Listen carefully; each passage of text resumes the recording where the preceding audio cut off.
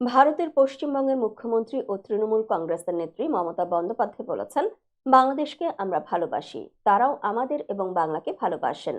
তাদের এবং আমাদের ভাষা, সাহিত্য ও পোশাক এক। আমরা চাই না ধর্মে ধর্মে বিভেদ করা হোক এবং তার রেশ আমাদের ওপর পড়ুক।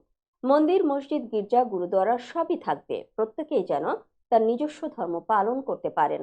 গতকাল বৃহস্পতিবার ঝাড়খণ্ডের মুখ্যমন্ত্রী হেমন্ত সোরেনের শপথ গ্রহণ অনুষ্ঠান থেকে ফিরে কলকাতা বিমানবন্দরে সাংবাদিকদের তিনি এসব কথা বলেন।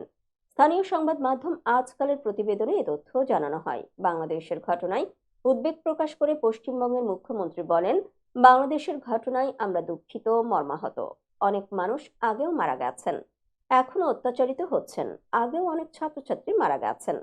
কোন ধর্মের মানুষের উপর অত্যাচারই আমরা সমর্থন করি না। এক্ষেত্রে যে রাজ্য সরকারের কিছু করার নেই সে কথা বোঝাতে গিয়ে মমতা বলেন, আমাদের ভূমিকা খুবই সীমিত, কারণ দুটো আলাদা দেশ। ভারত সরকার এক্ষেত্রে পদক্ষেপ নিতে পারে।